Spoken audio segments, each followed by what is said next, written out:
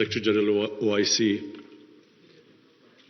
respected foreign ministers, ladies and gentlemen.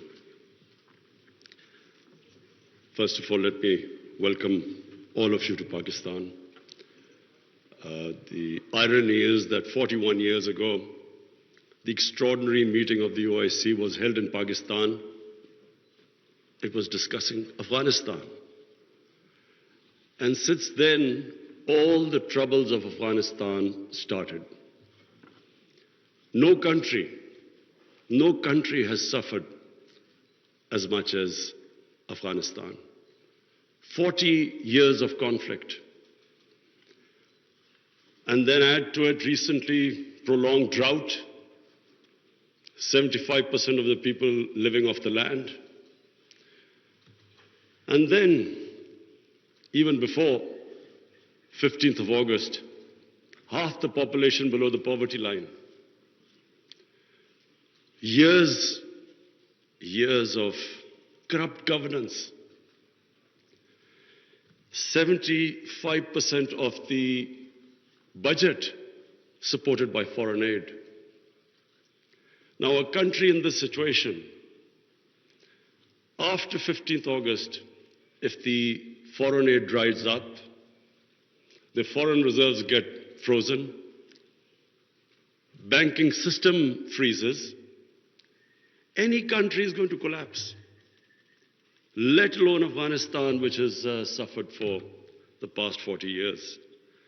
So I'm really glad all the speakers before me mentioned the gravity of the situation. Especially I would like to point out what Michael Griffith, Under Secretary of the United Nations Secretary General, what he had to say, the figures he gave. So the point is that if the world does not act, this will be the biggest man-made crisis which is unfolding in front of us. We, the OIC, it's a big responsibility on us, because not only is it the situation in Afghanistan as it unfolds, but it's our religious duty to help them.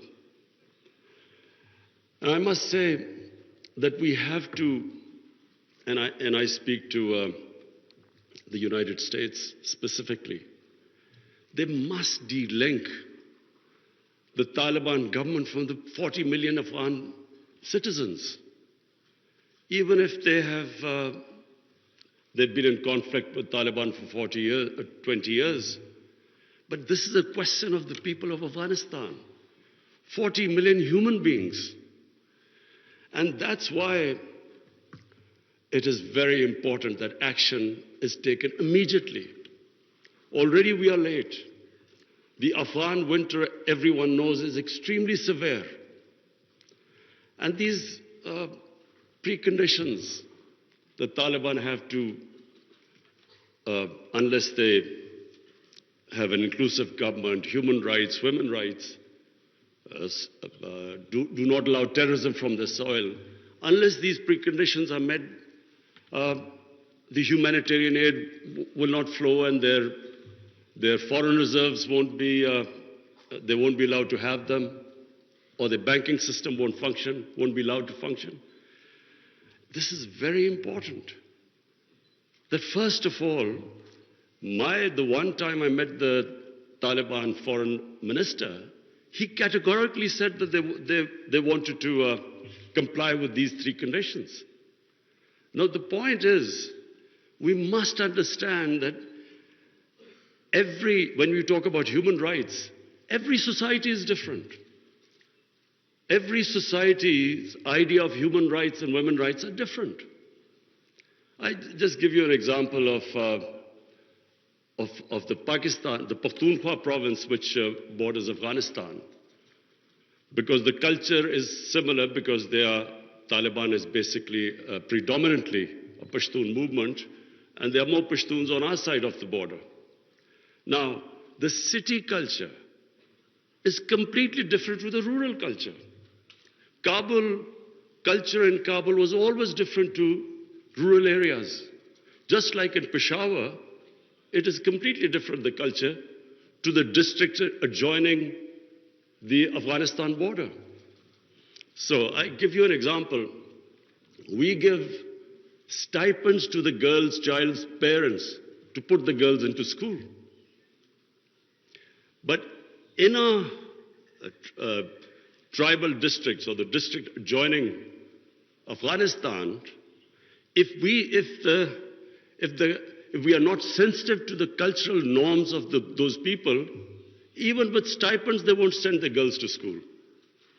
But if we are sensitive to their cultural norms, without stipends, they're willing to send their girls to school. So this sensitivity, I'm afraid, when we are talking about human rights and women's rights, we have to be sensitive about this. But my big worry is that unless action is taken immediately, and I mean immediately, because we've been saying this for now 2-3 months, unless action is taken immediately, Afghanistan is heading for chaos. Any government, when it can't pay its salaries of its public servants, hospital, doctors, nurses, any government is going to collapse. But chaos suits no one. It certainly does not suit the United States. Because what if there's chaos there, and chaos means the inability, if the Afghan government does not have the ability to fight terrorism. And we know ISIL is now a threat. It has been a threat. We have had attacks from Afghan border, from ISIL into Pakistan. So the only way you can control what is, and ISIL is capable of international terrorism. And the only reason you can deal with it is if there's a stable Afghan government. And same with Pakistan. Our worry is, and remember, Pakistan lost 80,000 people. We were the biggest collateral damage of the Afghan war. Our economy was shattered. Over $100 billion lost to the economy. 3.5 million people internally displaced. Well, the last thing we want is chaos in Afghanistan, more refugees. We already have over 3 billion Afghan refugees.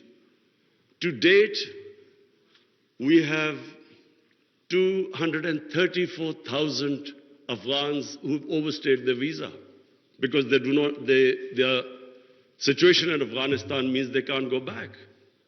And remember, this is a country, like most developing countries, who are suffering from the fallout of the coronavirus. COVID-19, we're all suffering from the impact it has had on world economies. So we are in no position to deal with this, another influx of refugees and terrorism. So my request to the international community, to the United States specifically, I know the Europeans are extremely sensitive. They understand the situation. There's a refugee problem not just in Europe, all over the world. So everyone knows that this chaos will lead not just countries like Pakistan and Iran. Other countries will also eventually have refugee problems. But in much richer countries, you have 2,000-3,000 refugees, and there's an issue. The far-right parties raise this issue about refugees. But we poor countries, who are struggling, whose economy is just about getting on their feet, how do we cope with hundreds and thousands of refugees? So it is in no one's interest that there's chaos in Afghanistan. And that's why I was very impressed by the Islamic Development Bank's suggestions of immediate, medium, and long-term ways of helping the people of Afghanistan, or making the economy sustainable. I would look forward to the foreign ministers that you will come up with a roadmap by the end of this evening.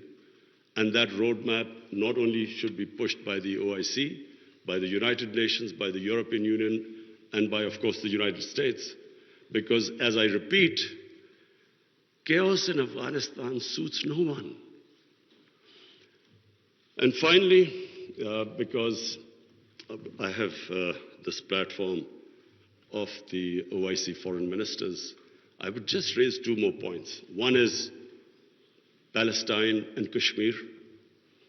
The people of Palestine and Kashmir look to us. They want to see a unified response from us about their human rights, about their democratic rights, rights which United Nations Security Council resolutions have given them, and unfortunately not implemented. We should, on every forum, raise our voices and a unified stance. And lastly, I want to talk about Islamophobia. Unfortunately, the refugee crisis in Western countries has exacerbated Islamophobia. Islamophobia really started reaching a dangerous levels after 9/11, when terrorism and Islam were connected. When terms like radical Islam came, they connected somehow. Islam was responsible for terrorism and radicalization. So this connection has made life difficult for people living in Western countries, Muslims living in Western countries. The man in the street in the West cannot distinguish between what is a moderate Muslim and what is a radical Muslim. So you have stuff like in New Zealand, a man walks into a mosque and shoots 50 people. It's because this term, radical Islam, Islamic terrorism, they have to be delinked. And secondly, the reason for Islamophobia is people in the West do not understand when our Prophet Muhammad sallallahu alaihi wasallam is mocked or ridiculed or insulted. They can't understand the reaction amongst the Muslims because their attitude to religion is different to ours. So it's very important for the OIC to play its part in explaining to the Western world on forums like European Union, United Nations, their think tanks, making them understand, rather than this gap growing between Muslims and non-Muslims because of inability to understand Islam. It is our responsibility in the OIC that we make them understand. We have in Pakistan formed an authority. It's called Rahmatul Alameen Authority. The purpose is to have top Pakistani scholars in this authority who coordinate with Muslim scholars all over the world.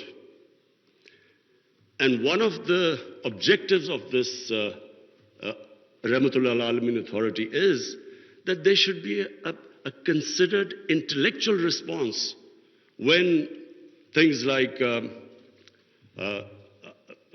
cartoon appears insulting our Holy Prophet, peace be upon him. There should be a proper response from scholars to make them understand why Muslims react, that the love and reverence we have for our Holy Prophet, peace be upon him, because they don't understand this. And secondly, to make them understand that our Holy Prophet was called Rahmatul Alameen. He was to bring mercy for mankind. He was not called Rahmatul Muslimeen. He was not just for Muslims. Just like our God, Allah, is God of all human beings. So, our Prophet united human beings. His whole message was of love. But this is not, the people in the West do not understand this. There is so much propaganda against Islam. And unfortunately, we do not have a coherent and an intellectual, scholarly response to this.